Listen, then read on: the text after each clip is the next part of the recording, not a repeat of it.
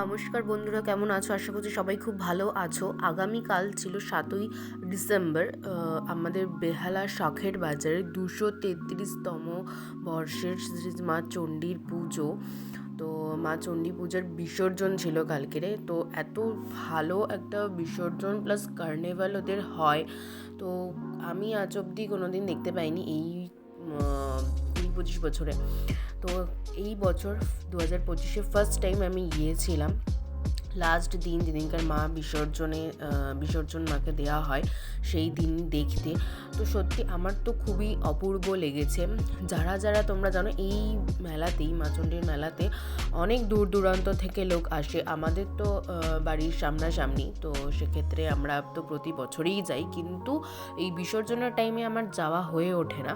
কিন্তু কালকের সানডেও ছিল, সবার কাজকর্ম সব কিছু, তারপরে বাচ্চাদের পড়াশোনাও ছিল না, তো সেই মিলিয়ে সব অ্যাডজাস্ট করে কালকে রবিবার ছিল, সেই কারণে সেই সুযোগটা আর হাতছাড়া করিনি আমরা। তো চলে গিয়েছিলাম আমরা বিসর্জনটা দেখতে।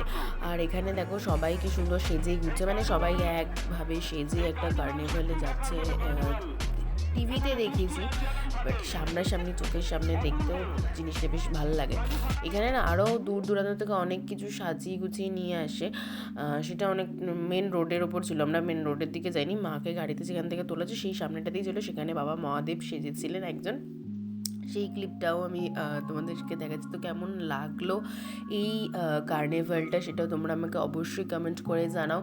আর কে কে এই মেলাতে তোমরা এসেছো সেটাও আমাকে কমেন্ট করতে কিন্তু ভুলো না। তো এটা অঘ্রাণ মাস কি পৌষ মাসের মধ্যে হয়। অ্যাকচুয়াল দুর্গা পুজো যে টাইমে পড়ে সেই অনুযায়ী এই মা চণ্ডীর পুজোটা এই শীতের টাইমে হয়ে থাকে, নয় অঘ্রাণ মাসে নয় পৌষ মাসে, এরকম হয়। মোটটা কথা নভেম্বরের শেষ থেকে ডিসেম্বরের মধ্যে এই পুজোটা হয়ে থাকে। তো দেখো মা এবার বিসর্জনের জন্য বেরিয়ে পড়েছে।